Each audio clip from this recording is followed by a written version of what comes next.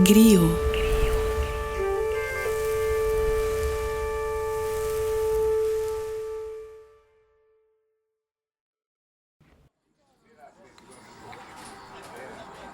Se tu fuma ou já fumou maconha, as chances de tu ter parado numa rodinha e ter desabafado algum detalhe da tua vida é grande. Ih, minha irmã, você sempre faz isso. Teve aquela vez que... Ei, Marolinha, tu é fã ou hater? Sem muita exposição, mas falando sério, por que será que ficamos tão conectados com a gente quando fumamos um? Eu sou Mica Santana e, canabicamente falando, tu sabe a relação entre a maconha e o afeto? No episódio de hoje, vamos acessar a nossa ancestralidade e entender o porquê que a maconha nos conecta com o afeto e com a nossa humanidade. E vocês já sabem, a onda aqui é chapar no passado, viver o presente para entender o nosso futuro. E aí, vamos chapar?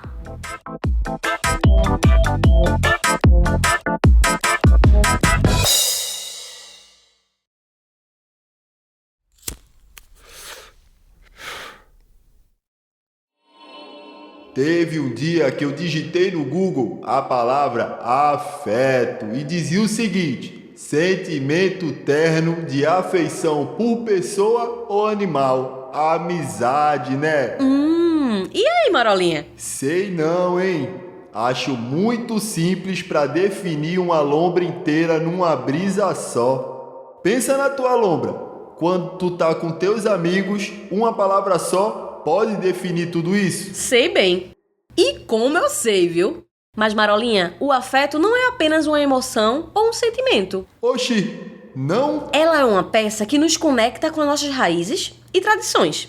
E olha, isso tem um papel essencial na forma de como a ancestralidade é vivenciada e transmitida de geração em geração. Então quer dizer que quanto mais nos conectarmos com a nossa ancestralidade, mais estamos conectados com o afeto? Eita, que nesse episódio tu estás ligeiro, hein, Marolinha? Que tiração! Não tem como evitar, né? Só porque eu sou uma voz chapada na tua cabeça, não quer dizer que eu não tô entendendo. Inclusive, lembra do nosso primeiro episódio sobre a história da maconha no Brasil?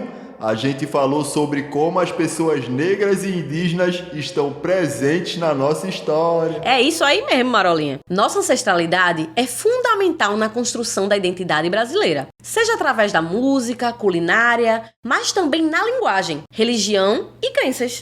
E é através de todas essas manifestações culturais que a gente mantém vivo o legado dos nossos antepassados. E assim, a gente estabeleceu uma conexão de afeto com nossa ancestralidade. Minha cabeça explodiu agora. Meu Deus, isso tudo é muito lindo. Lindo! E bota grandioso nisso. O afeto na ancestralidade vai muito mais além do amor e do respeito pelos nossos antepassados. Afeto também é ação. O afeto movimenta. É com ele que as pessoas negras e indígenas sacodem as estruturas sociais e políticas que ainda perpetuam e mantêm a discriminação racial. É a nossa memória afetiva que sustenta acesa a busca por justiça. Então, vamos deschavar mais sobre a plantinha, ancestralidade e afeto. Prepara o teu coração e aperta mais um, que lá vem lombra.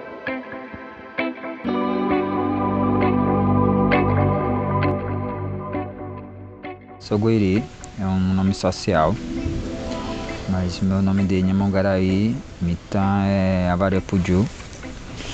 E depois recebi um nome em português que é Sérgio, que eu não me refiro mais a esse nome, embora alguns amigos continuem me chamando de Sérgio. Sou Guarani Kaiowá, do Mato Grosso do Sul, Tecorrapanambizinho. E eu estou no Nordeste já há um bom tempo. Lá no segundo episódio do Canabicamente Falando, a gente fala sobre a relação entre a maconha e cultura. Se você não escutou, tu pode escutar depois. Mas fica aqui comigo que eu vou resumir rapidinho. Deixa eu resumir. Tira a tua braba, boy. O uso da maconha em rituais, cerimônias religiosas, práticas medicinais e culturais vem de muitos anos atrás. E o uso das ervas, para além da maconha, não é exclusivo da negritude, hein? Povos originários também têm suas histórias. Não só a maconha, mas também se beneficiam de outras ervas. As plantas também carregam ancestralidade. Então, a ancestralidade poderia ser entendida também como uma memória que as plantas têm, mas que elas não têm por si só, elas têm porque tem alguém que relembra, o que lembra, o que conta. Então, a ancestralidade das plantas, elas é uma manutenção das histórias delas mesmas, a partir da cosmologia que os povos possuem. Vamos supor, por exemplo, a erva mate, que a gente usa todos os dias, em vários momentos durante o dia. Os nossos mais velhos, o Xeramon e a Ndessi, vão dizer a história dela, vai nos lembrar a história dela, e elas contam a história da planta. Isso nos ajuda a compreender a planta além do seu corpo físico. E a gente compreende ela a partir da origem do seu corpo metafísico. Então acho que pensar a ancestralidade das plantas, é pensar nas suas histórias repassadas de geração a geração pelos nossos mais velhos.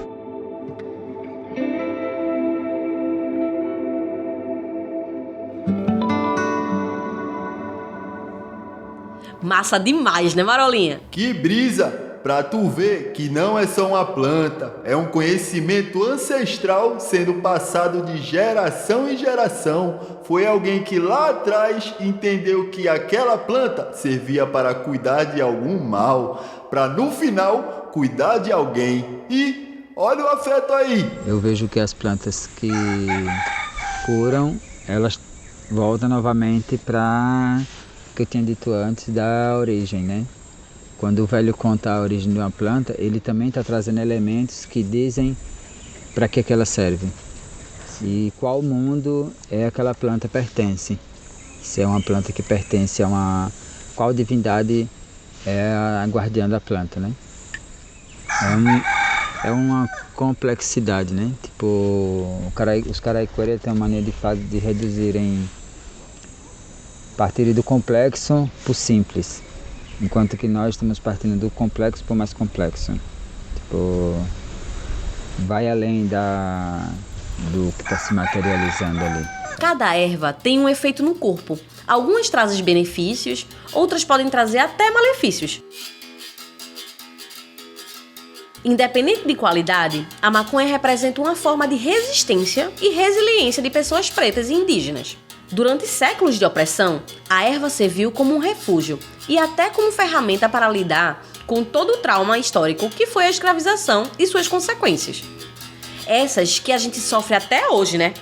Mica, a galera procura a erva para aliviar os traumas do racismo, mas ao mesmo tempo, quando fumam, também sofrem racismo.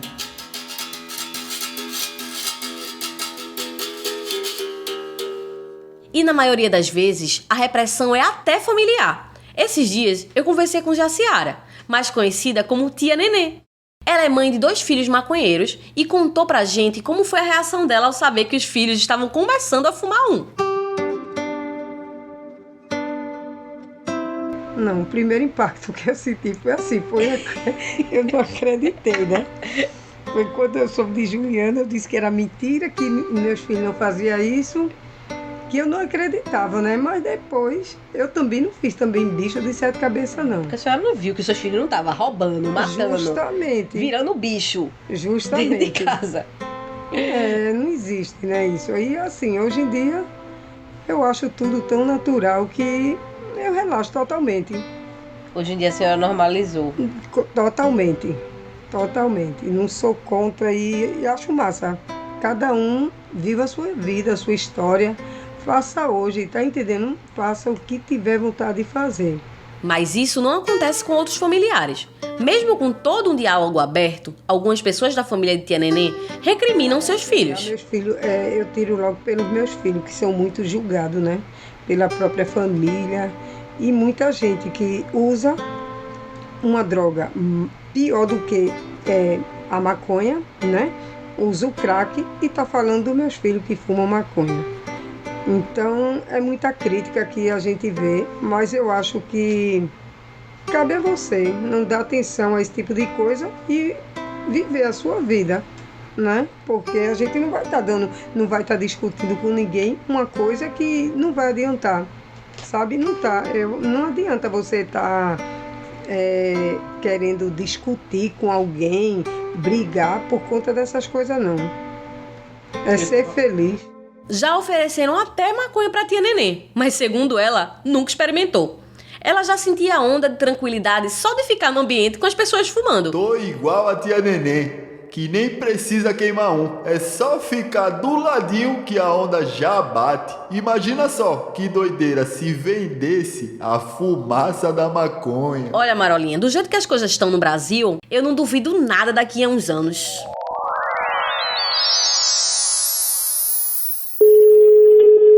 Serviço de atendimento ao consumidor de brisa, aqui é Verônica. Como eu posso estar te ajudando? Oi, então, eu comprei com vocês um pacote de fumaça de flor de maconha, mas tá batendo igual prensado. Quero meu dinheiro de volta. É mole? Desligaram na minha cara. A gente nem tem mais direito de reclamar da qualidade da fumaça. Na minha época, tudo era diferente. Ai, minha filha, era cada rachichão. Saudades. Ai, chega, bateu aqui, vice. Mas vamos voltar? Tia Nenê é a prova viva que a maconha também desempenha um papel importante na criação de espaços de afetividade, sociabilidade e conversas significativas. Eu mesmo já tive conversas profundas, daquelas que eu tive que levar pra terapia depois, sabe? Eu só acho que daquela vez tu abriu tua grande boca de sacola. Oxe, Marolinha, para, vice. Muitas vezes o consumo da maconha ocorre em grupos, e isso acontece mesmo. Podemos usar como exemplo os clubes de diambistas, que já foram um espaço laico, onde as pessoas se reuniam para usar maconha, e isso fortalecia os laços entre eles. Pior que fortalece mesmo, hein? As rodas de conversas que se formam quando a gente fuma um vão para além de compartilhar o baseado, hein? Ali a gente consegue trocar nossas mágoas, nossas trajetórias e nossas conquistas. E mesmo sem notar, acabamos falando de nossas questões sociais e políticas. E claro, né, as nossas lombras, né, comparsa? A maconha é muito mais do que ficar chapado. Ela é reconexão com a nossa ancestralidade. Um lugar de reconhecimento, afetividade e conversas muito profundas. As favelas são essenciais para a preservação das tradições culturais. O prensado mesmo é um símbolo de resistência contra a opressão. Reconhecer o papel da maconha, independente de qualidade, é fundamental para a gente compreender o seu significado e importância nas periferias e aldeias brasileiras. Nem tudo na vida são flores. Às vezes, a gente se pega prensado para sobreviver, né? E fica o recado de tia Nenê. Viva a sua vida, a sua história. Faça hoje, tá entendendo? Faça o que tiver vontade de fazer. E deixe o que os outros têm que falar para a pessoa mesmo, deixe para lá, porque você tem que viver a sua história. Seja você, seja verdadeiro. Ninguém é como eu mostrei a você hoje. Ó, falar de mim fala, mas mostrei minha conta. Isso aqui ninguém paga, né? E é isso.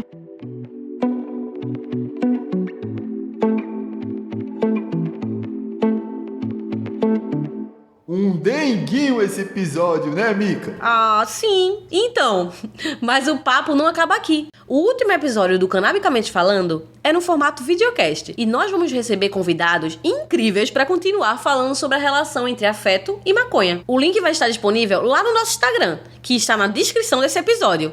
Ai, tô me sentindo tão afetuosa! Quer um abracinho? Como é que tu vai me abraçar se tu tá na minha cabeça? Minha irmã, faz o seguinte: pega a seda, joga o recheio e abraça com os dedos, que eu vou me sentir totalmente aconchegado.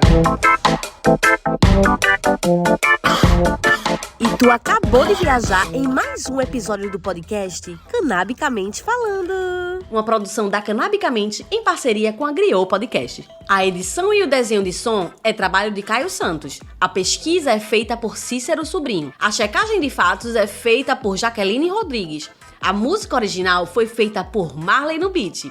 O design ficou com Gustavo Rates. A direção de arte foi de Abróis Barros e a nossa social media é Trícia Paula. E um grande lombraço para vocês!